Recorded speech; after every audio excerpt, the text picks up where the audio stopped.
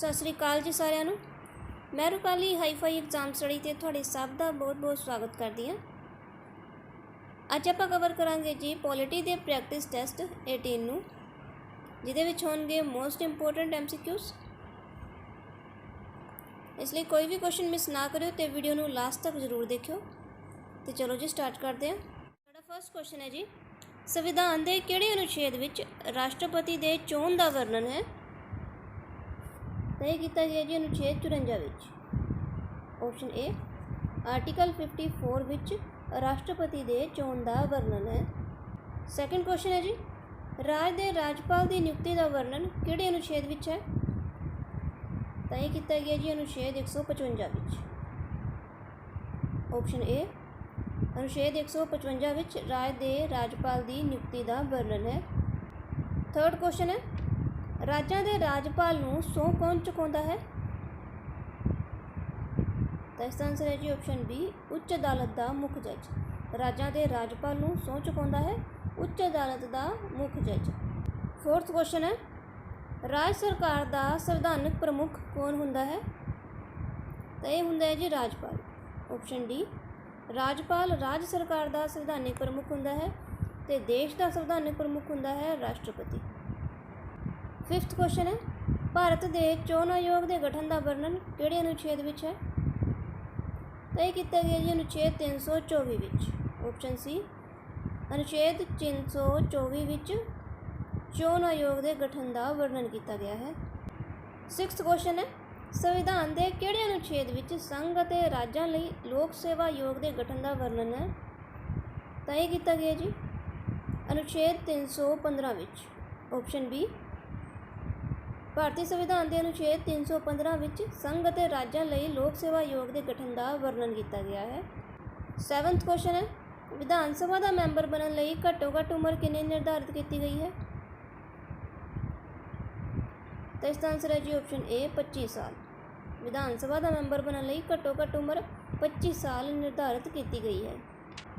Eighth question है, विधान सभा का member बनने लई घट्टो घट्ट उम्र किहड़े अनुच्छेद विच दर्ज है? तो यह दर्ज है जी अनुच्छेद 173 विच। ऑप्शन बी अनुच्छेद 173 विच विधान सभा का मैंबर बनने लई घट्टो घट्ट उम्र का वर्णन किया गया है। नाइन्थ क्वेश्चन है, किसी राज का पहला विधि अधिकारी कौन हुंदा है? तो यह हुंदा है जी advocate general. Option A advocate general राज का पहला विधि अधिकारी हुंदा है। टेंथ क्वेश्चन है, राज्यां दे एडवोकेट जनरल की नियुक्ति का वर्णन किहड़े अनुच्छेद विच है?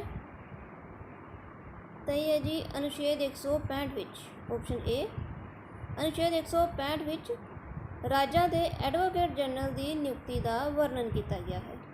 11th क्वेश्चन है, भारतीय संविधान के किहड़े भाग विच नागरिकता का वर्णन है? तो यह है जी भाग 2 विच।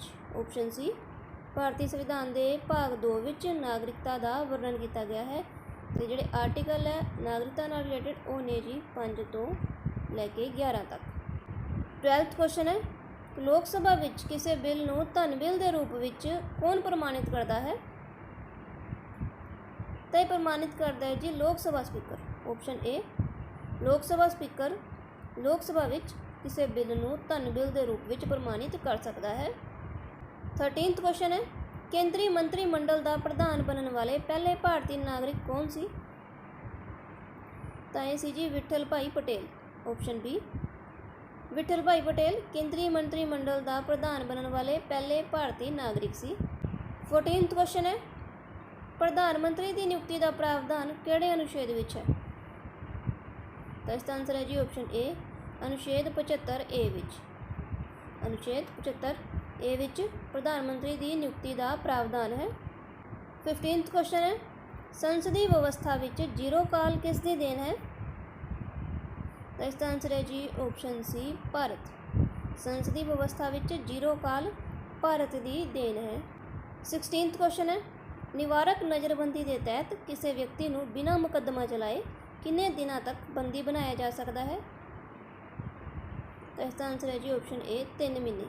निवारक नज़रबंदी के तहत किसी व्यक्ति को बिना मुकदमा चलाए 3 महीनों लिए बंदी बनाया जा सकता है। 17th क्वेश्चन है, ਇੱਕ ਸਾਲ ਵਿੱਚ ਸੰਸਦ ਦੀਆਂ ਕਿੰਨੀਆਂ ਬੈਠਕਾਂ ਹੋਣੀਆਂ ਜ਼ਰੂਰੀ ਹਨ? ਤਾਂ ਇਹ ਨੇ ਜੀ 2।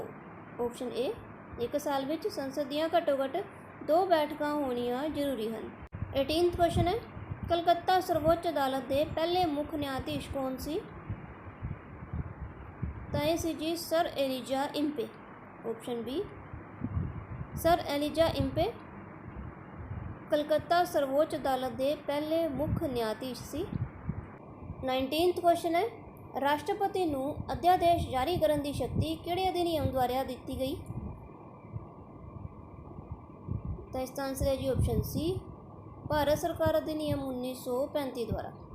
ਰਾਸ਼ਟਰਪਤੀ ਨੂੰ ਅਧਿਆਦੇਸ਼ ਜਾਰੀ ਕਰਨ ਦੀ ਸ਼ਕਤੀ ਭਾਰਤ ਸਰਕਾਰ ਅਧਿਨਿਯਮ 1935 ਦੁਆਰਾ ਦਿੱਤੀ ਗਈ।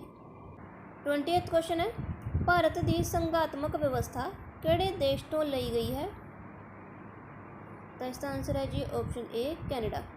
ਭਾਰਤ ਦੀ ਸੰਘਾਤਮਕ ਵਿਵਸਥਾ ਕੈਨੇਡਾ ਤੋਂ ਲਈ ਗਈ ਹੈ। 21ਵਾਂ ਕੁਐਸਚਨ ਹੈ, ਭਾਰਤੀ ਸੰਵਿਧਾਨ ਦੇ ਨਿਰਮਾਣ ਲਈ ਸੰਵਿਧਾਨ ਸਭਾ ਦੁਆਰਾ ਕੁੱਲ ਕਿੰਨੇ ਅਧਿਵੇਸ਼ਨ ਬੁਲਾਏ ਗਏ? ਤਾਂ ਇਸ ਦਾ ਆਨਸਰ ਹੈ ਜੀ ਆਪਸ਼ਨ ਬੀ, 11। ਭਾਰਤੀ ਸੰਵਿਧਾਨ ਦੇ ਨਿਰਮਾਣ ਲਈ ਸੰਵਿਧਾਨ ਸਭਾ ਦੁਆਰਾ ਕੁੱਲ 11 ਅਧਿਵੇਸ਼ਨ ਬੁਲਾਏ ਗਏ।